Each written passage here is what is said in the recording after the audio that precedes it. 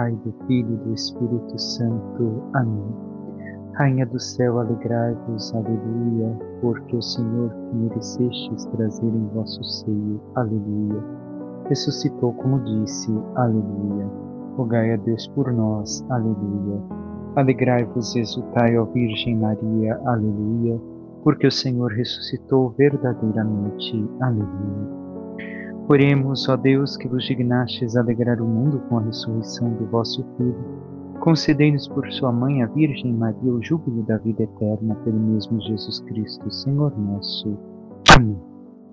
Caríssimo irmão e irmã, hoje nos encontramos para meditar o que nos propõe a liturgia da segunda-feira da quinta semana da Páscoa. E o texto de hoje, devemos de recordar que estamos em continuidade com aquilo que ouvimos parcialmente ontem. Ainda estamos no discurso de Jesus, um pouco mais avançados no capítulo, justamente no discurso da última ceia.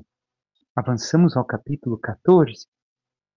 E os textos que vão se apresentar ao longo dos próximos dias e semanas são justamente os últimos discursos, as últimas palavras de Jesus em preparação para as solenidades que encerram este tempo pascal. O texto de hoje nos coloca também diante do mistério trinitário. Apesar de ser muito curto, vemos a questão trinitária hoje permear o texto que vamos escutar e meditar. Naquele tempo, disse Jesus a seus discípulos: quem acolheu os meus mandamentos e os observa, esse me ama. Ora, quem me ama será amado por meu Pai, e eu amarei e me manifestarei a ele. Judas, não Iscariotes, disse-lhe: Senhor, como se explica que te manifestarás a nós e não ao mundo? Jesus respondeu-lhe: se alguém me ama, guardará minha palavra, e o meu Pai o amará, e nós viremos e faremos nele a nossa morada. Quem não me ama não guarda a minha palavra, e a palavra que escutais não é minha, mas do Pai que me enviou. Isso é o que vos disse enquanto estava convosco. Mas o defensor, o Espírito Santo, que o Pai enviará em meu nome, ele vos ensinará tudo e vos recordará tudo o que vos tenho dito. Palavra da salvação, glória a vós, Senhor.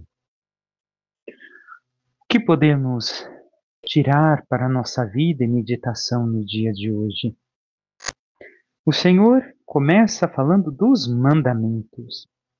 Devemos de ter presentes diante de nossos olhos o que são esses mandamentos. Não são somente os 10 mandamentos, mas justamente 2 mandamentos que o Senhor dá: a fé e a caridade, representadas na cruz pelo sangue e água. Então, o Senhor está dizendo aqui, neste primeiro versículo, que quem pratica pela oração a fé e a caridade, esse o ama. E já iniciamos com a pergunta: estamos pela oração vivendo a fé e a caridade em Cristo? A caridade, caritas, ágape, que meditamos ontem e domingo passado também, e que deve de estar presente em nossa vida enquanto cristãos? É fato isso em nós? Porque se não acolhemos esses mandamentos do Senhor, a fé e a caridade, que é o ágape, o amor que se entrega totalmente, aquele amor que Jesus questionou domingo passado a São Pedro, nós não estamos observando os mandamentos do Senhor. E não, por consequência, não estamos amando o Senhor. Devemos de introduzir isso em nós como um fato e não somente como uma ideia. Ainda devemos de recordar que em tudo aquilo que o Evangelho de hoje nos propõe, nós somos chamados a amar de volta o Senhor. Isso implica em observar estes 2 mandamentos e, por consequência, depois todos os demais. Viver em um estado contínuo de graça, em uma abertura de nossas almas a Cristo, a Trindade, onde a Trindade possa encontrar em nós sua morada, como encerrará também o Evangelho de hoje. Devemos de ter claro diante de nós que o modo de amar é observar a palavra que nos deixou o Senhor. Aquilo que o Senhor nos disse, nos ensinou, nos orientou, nós devemos de observar, de viver, de praticar. E assim devemos de reconhecer que o amor não é feito somente de sentimentos, mas é feito também de raciocínios. Tem a sua linguagem, se exprime na concretude, nas escolhas, nos caminhos que podemos fazer. É inútil dizer a uma pessoa que a amamos se não a encontramos, se não nos importamos com ela, se não buscamos ter diálogo, se não estamos próximos. Então, aqui já questiono o nosso amor com Deus, que deve de ser exprimido nesta convivência com Ele, nesta busca contínua da oração, da intimidade com o Senhor. E realmente o temos vivido, porque se não temos este ato, esta busca, este esforço de amar, nós não amamos verdadeiramente ao Senhor. E ainda mais devemos de ter presente, não se pode amar com uma distância interior. Não se pode acolher alguém estando excessivamente longe. Como acolhemos, abraçamos alguém? As palavras que Jesus nos diz devem de se tornar fatos concretos em nossa vida. E por isso, nós devemos de superar o observar os mandamentos por medo ou por simples prática legalística ou exterior. Isso deve de se tornar um ato de amor ao reconhecer as palavras do Senhor que me são ditas e que me chamam assim, amá-lo, amar de volta aquele que me ama. Então, o amor é um encontrar, um escutar, um dialogar, um cuidar de alguém. Não é uma coisa que vem de forma espontânea. É uma coisa que nós devemos de trabalhar e transformar em nós. Por isso, é necessário que busquemos o Senhor diariamente, nas nossas orações, na contemplação, na oração também com a leitura da palavra de Deus, meditando a sua palavra, conhecendo cada vez mais a nossa fé. Assim, nós devemos de encontrar o Senhor. E recordemos ainda que Jesus fala para nós de uma experiência altamente espiritual e íntima. É um amor de verdadeira comunhão que consiste no nos transformarmos aquilo que o outro quer que sejamos, aquilo que Deus espera de nós. E Jesus dirige a palavra a Judas Tadeu, aliás, Judas Tadeu dirige a palavra a Jesus, quando questiona: Senhor, como tu te manifestarás a nós e não ao mundo? Devemos de ter presentes que o Evangelho inteiro hoje nos mostra que Jesus não quer virar espetáculo, ser aplaudido pelo mundo, mostrar eis que estou aqui, como infelizmente muitos hoje querem fazer na igreja. Jesus quer se revelar àquele que o ama, ao amado, aquele que o busca. A esses Jesus quer revelar-se. E através destes, Jesus quer se revelar ao mundo, ou seja, através de cada um de nós. Jesus, através das suas palavras, sublinha uma grande verdade da vida espiritual. A experiência cristã vem de maneira íntima e estável no segredo da pessoa através da ação interior do Espírito Santo. É o Espírito Santo que nos conduz. Tudo aquilo que Jesus nos disse, diz, é a Trindade Santíssima que nos fala. Devemos de ver que Jesus fala como meditamos ainda ontem no Evangelho de domingo, muitas vezes separando sua divindade e sua humanidade.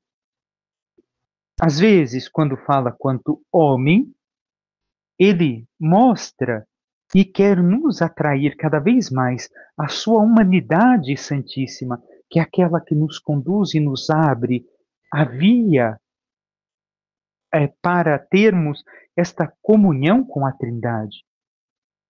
Mas também fala a sua divindade na tríplice relação da Santíssima Trindade, onde a Trindade por inteiro se revela e fala ao nosso coração. E Jesus insiste no Evangelho: se alguém me ama, guardará minha palavra, e meu Pai o amará, e nós viremos e faremos nele a nossa morada. Quem não me ama não guarda a minha palavra, e a palavra que escutais não é minha, mas do Pai que me enviou.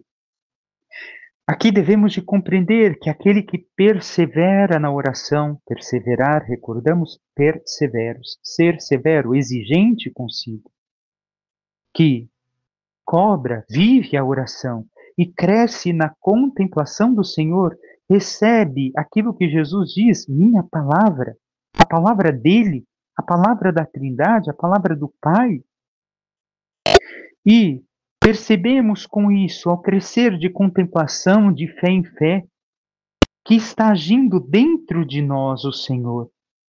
E não deixamos perder nenhuma de suas palavras que nos são ditas, suas instruções interiores, no ato de amor e de encontro que temos com Ele conforme avançamos no caminho espiritual, que nos ensinam todos os santos e santas, as moradas e assim por diante, a inabitação onde Deus deve de habitar em nós e nós devemos de ser sua morada. E isso implica em praticar não somente aquilo que lemos, meditamos, contemplamos, mas tudo aquilo que também o Senhor fala a nós na intimidade, no íntimo do nosso coração, no nosso quarto interior. Mas nós, o quanto avançamos nesta via de oração e comunhão com o Senhor? Diariamente? Já estamos avançados? Escutamos o Senhor nos falar? Praticamos suas palavras, tudo aquilo que ele nos diz de forma íntima? E isso quer dizer que nós devemos de entrar neste quarto do nosso coração e ter um encontro e comunhão com Deus, nesta intimidade, onde o Senhor quer nos amar e se revelar a nós. Devemos de recordar que a palavra é uma palavra que vem da Santíssima Trindade e que é dirigida a nós para nos conduzir rumo a esta vida eterna, a esta vida divina verdadeira. E por isso nós devemos e aprendemos desde hoje e ao longo dos dias cada vez mais avançamos nas leituras a preparar a casa como quarto, uma morada, para que o Espírito Santo possa se mudar e habitar dentro de nós. Mas para isso é necessário perseverar na oração. Sem uma vida de oração intensa, contínua, é difícil que o Espírito Santo possa entrar em nós. E Cristo está preparando os seus discípulos nos capítulos que estamos ouvindo, justamente para a sua partida, termina a sua encarnação e começa a sua ação agora através do Espírito Santo. E o Espírito nos torna discípulos do Senhor através desta íntima comunhão, esta morada em nós. E o mundo deve de tocar o Cristo através de nós, do nosso testemunho, da nossa intimidade com o Senhor. E temos buscado este testemunho, esta intimidade. Encerro o Evangelho de hoje nos dizendo: o defensor, o Paráclito, o Espírito Santo, que o Pai vos enviará, ensinará tudo e vos recordará tudo. Vos ensinará, vos fará lembrar tudo. Quero dizer o quê? Que não devemos de nos inquietar por aquilo que ignoramos ou esquecemos, Assim disse Jesus aos discípulos, porque o Espírito Santo, que o Pai enviará pela intercessão de Cristo, vai nos instruir tudo o que for preciso e nos trará à memória tudo o que Jesus nos ensinou em sua vida mortal, para que assim caminhemos na sua graça e na sua salvação. Mas para isso é necessário também a nossa ação, a nossa busca, a nossa resposta de amor, o viver os mandamentos. Passemos brevemente pelo Salmo. Não a nós, Senhor, não a nós, ao vosso nome, porém, seja a glória. Esse refrão é justamente o lema da minha ordenação sacerdotal. Ao nome do Senhor deve ser toda a glória, não a nós. E segue o Salmo neste versículo inicial, porque sois todo amor e verdade. Porque hão de dizer os pagãos, onde está o seu Deus? Onde está? É nos céus que está o nosso Deus, ele faz tudo aquilo que quer. Assim devemos de reconhecer que o Senhor Deus merece a glória, a ele deve de ser dada toda a glória, todo o poder, toda a honra. E temos realmente entregado tudo ao Senhor? Por fim, a primeira leitura, Atos dos Apóstolos, capítulo 14, vemos: naqueles dias em Icônio, pagãos e judeus, tendo à frente seus chefes, estavam dispostos a ultrajar e apedrejar Paulo e Barnabé. Ao saberem disso, Paulo e Barnabé fugiram e foram para Listra e Derbe, cidades da Licônia e seus arredores. Aí começaram a anunciar o evangelho. Em Listra havia um homem paralítico das pernas, que era coxo de nascença e nunca fora capaz de andar. Devemos de ter presente que em Icônio metade da cidade ficou a favor dos discípulos e a outra metade a favor dos judeus. E por isso queriam ultrajar e apedrejar Paulo e Barnabé. Eles fogem por quê? Porque ainda não é chegado o momento que o Senhor pediu que entregassem suas vidas, mas para continuar a pregação, anúncio do Evangelho. E então realizam a cura do paralítico das pernas que nunca havia andado. E ele escutava o discurso de Paulo e esse, fixando nele o olhar e notando que tinha fé para ser curado, disse em alta voz: levanta-te direito sobre os teus pés. O homem deu um salto e começou a caminhar. Vendo o que Paulo acabara de fazer, a multidão exclamou em dialeto licaônico: os deuses desceram entre nós em forma de gente. Chamavam a Barnabé Júpiter e a Paulo Mercúrio, porque era Paulo quem falava. Os sacerdotes de Júpiter, cujo templo ficava defronte à cidade, levaram à porta touros ornados de grinaldas e queriam com a multidão oferecer sacrifícios. Ao saberem disso, os apóstolos Barnabé e Paulo rasgaram as vestes e foram para o meio da multidão, gritando. Rasgar as vestes indicam-se uma blasfêmia. Eles não são deuses. Eles reconhecem o que apenas escutamos o refrão do Salmo. Não a nós, Senhor, não a nós, mas ao vosso nome toda a glória. Porque é o Senhor que realizou a glória, não eles. Eles não querem receber uma honra que não lhes pertence? Esta honra deve de ser dada pela conversão de todas essas pessoas a Deus e não a eles. E muitas vezes, de forma velada, muitos cristãos não percebem, e até autoridades da igreja, que estão recebendo honras que não são suas, mas sim de Deus. E não dão a Deus a devida glória, recusando a si aquilo que não lhe pertence. E eu e você, o temos feito? Recusado uma glória que não nos pertence para dá-la a, a quem verdadeiramente pertence, que é o Senhor Deus? Homens, o que estáis fazendo? Nós também somos homens mortais como vós, e vos estamos anunciando que precisais deixar esses ídolos inúteis para vos converterdes ao Deus vivo que fez o céu, a terra, o mar e tudo o que neles existe. Nas gerações passadas, Deus permitiu que todas as nações seguissem o próprio caminho. No entanto, ele não deixou de dar testemunho de si mesmo através de seus benefícios, mandando do céu chuvas e colheitas, dando alimento e alegrando vossos corações. E assim falando, com muito custo, conseguiram que a multidão desistisse de lhes oferecer um sacrifício. Vemos, assim, que Paulo e Barnabé declaram que tão longe deles está o serem ou se julgarem deuses, que até vêm a pregar que desses cultos, eles fictícios, que, ó deuses que não têm vida própria, convertam-se à adoração do único Deus vivo e verdadeiro, o Criador de tudo, de todas as coisas, para que assim se salvem.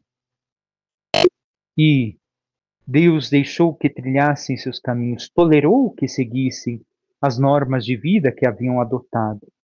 A eles não traçou tão explicitamente como aos judeus os caminhos que deviam trilhar. Mas agora chegou o momento de que todos se salvem em Cristo. E por isso devem de abandonar os seus erros e, conhecendo a Cristo através dos discípulos, ou seja, como vimos no Evangelho, tocar através dos discípulos ao Senhor, possam assim chegar à verdadeira vida que o Senhor oferece a todos. E assim, temos também nós realizado a missão que o Senhor nos encomenda? Temos também nós abandonado as idolatrias de nossa vida e seguido ao único e verdadeiro Senhor, Deus e Mestre? Peçamos à Santíssima Virgem Maria, nossa Mãe, que interceda por cada um de nós e nos ajude, cada vez mais, escutarmos e vivermos na intimidade com o Senhor, no nosso coração através da oração, vivendo verdadeiramente a fé e a caridade, para que, nos abandonando cada vez mais à ação do Espírito Santo e escutando as palavras de Deus, as coloquemos em prática para que um dia possamos chegar à glória dos céus. Louvado seja nosso Senhor Jesus Cristo, para que sempre seja louvado. Por intercessão da Santíssima Virgem Maria, desça sobre vós, vossas famílias, vosso trabalho e tudo que vos pertence, a bênção do Deus Todo-Poderoso, Pai e Filho e Espírito Santo. Amém. Um santo e abençoado dia a todos.